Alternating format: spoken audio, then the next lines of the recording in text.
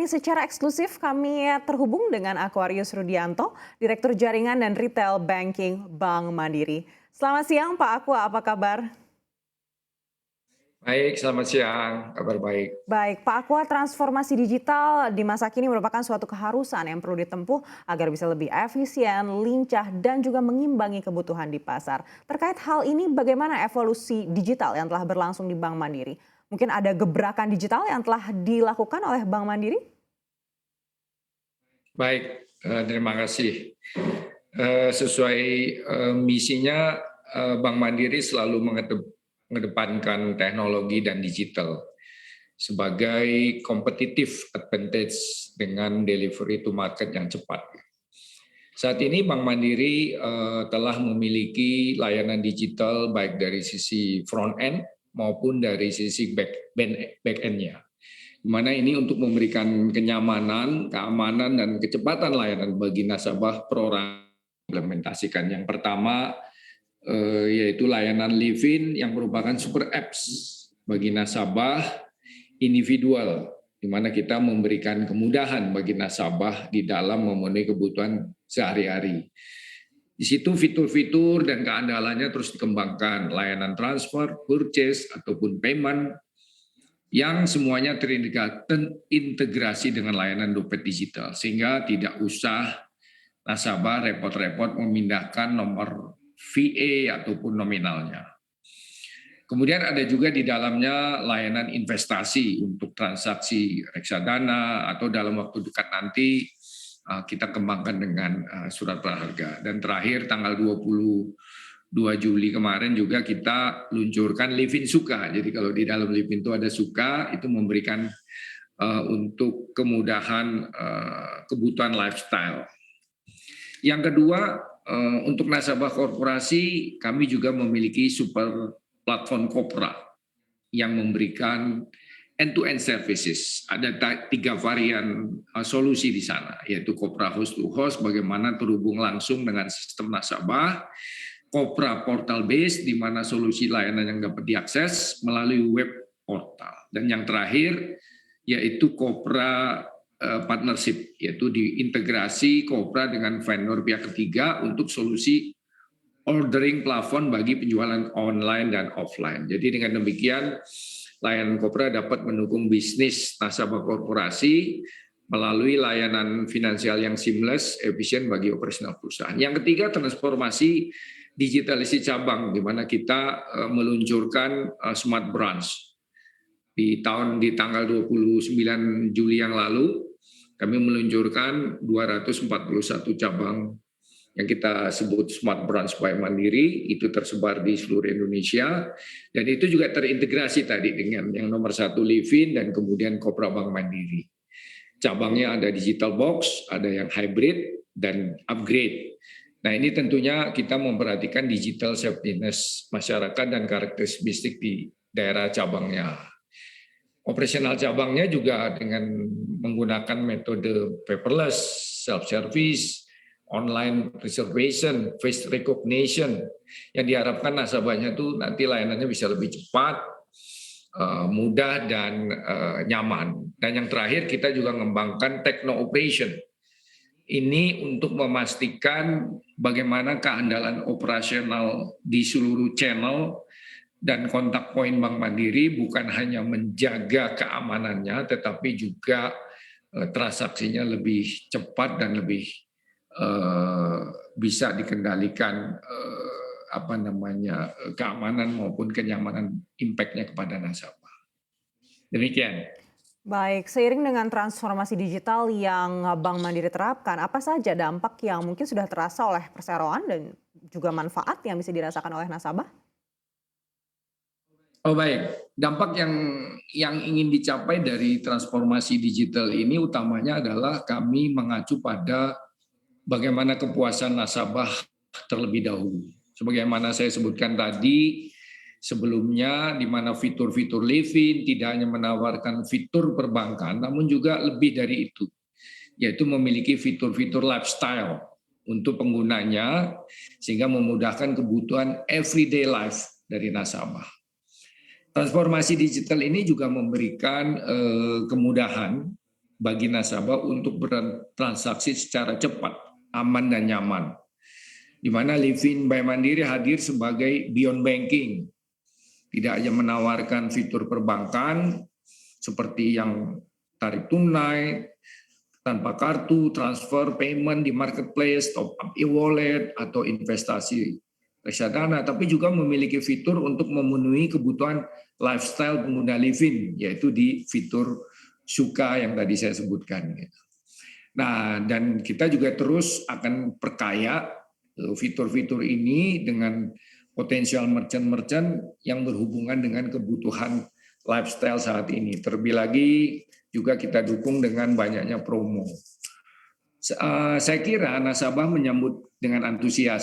Sebagai contoh, sejak diluncurkannya pada bulan Oktober 2021, itu Livin telah di-download oleh lebih dari 14 juta orang. Dengan frekuensi transaksi di semester 1 2022 itu mencapai 880 juta kali atau naik 64% year on year. Nah, digitalisasi Bank Mandiri ini tidak hanya di Super App Mandiri, tapi juga tadi ada di EDC, Kris Commerce maupun Payment Link. Adanya transformasi EDC menjadi omni-channel platform, itu juga meningkatkan transaksi di mana semester 1 transaksi retail EDC itu naik 33%. Nah, tentunya ini akan memudahkan nasabah atau merchant dalam layanan pemesanan, inventory management, dashboard yang terintegrasi, loyalty platform, dan juga delivery. Nah, di samping itu juga Mandiri memberikan kemudahan untuk menjadi merchant Kris bagi nasabah pengguna, di mana market share merchant Kris Mandiri saat ini mencapai 18% juga.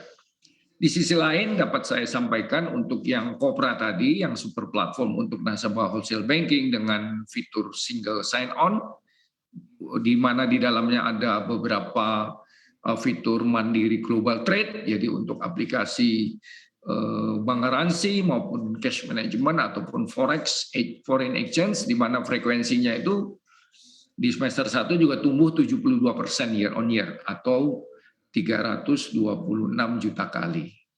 Dan dampak tentunya bagi perusahaan kami di Bank Mandiri tentunya bisa mendorong pertumbuhan kasa, di mana tabungan bisa tumbuh 15,4%, dan kemudian juga untuk giro tumbuhnya 15,3%. Di samping itu juga bisa menurunkan cost of fund Bank Mandiri hingga mencapai ke level 1,2%. Di sisi lain juga ada peningkatan revenue tentunya untuk fee-based dan pendapatan ke depannya. Demikian. Baik, Pak Aqua, Bank Mandiri memiliki salah satu program pengembangan bisnis yaitu pengembangan ekosistem digital pasar tradisional. Bagaimana evaluasi perseroan terhadap peluang dan tantangan yang dilalui untuk mendukung dan meningkatkan digitalisasi di pasar tradisional? Baik, jadi prinsipnya kami sadar bahwa Bank Mandiri itu sebagai bank wholesale. Oleh karena itu, tetap kita ekspansi ke wholesale, tetapi kita mendorong turunan value chain di nasabah-nasabah wholesale. Jadi para leader yang ada di Bank Mandiri dari mulai senior vice president, kepala wilayah, area, sampai kepala cabang, itu harus mampu menjalankan bisnis retail dengan wholesale mindset. Jadi kalau melihat sesuatu harus berdasarkan ekosistem di pasar. Gitu. Nah, beberapa peluang yang Bank Mandiri bisa tangkap adanya di dalam kebutuhan ekosistem itu adalah bagaimana transaksi itu cepat, mudah, dan aman. Di mana sekarang para pembeli sudah mulai beralih transaksi dengan uang elektronik. Mulai adanya pergeseran transaksi penjualan ke online. Dan pada akhirnya tercatat transaksi secara digital akan memudahkan pedagang ke akses pembiayaan. Tantangan yang bisa saya sampaikan di sini dalam penerapan proses ekosistem digital, bagaimana kita sebagai perbankan membiasakan pedagang, mengedukasi mereka untuk bertransaksi secara digital. Terbiasa yang selama ini terbiasa dengan uang cash dan kebutuhan mereka ketika uang cash itu diterima, ya pada hari yang sama mereka menerima. Di samping itu pengelolaan usaha pedagang pasar pada umumnya masih dilakukan secara tradisional. Mereka belum memiliki administrasi dengan baik sehingga sulit untuk bersaing atau naik kelas.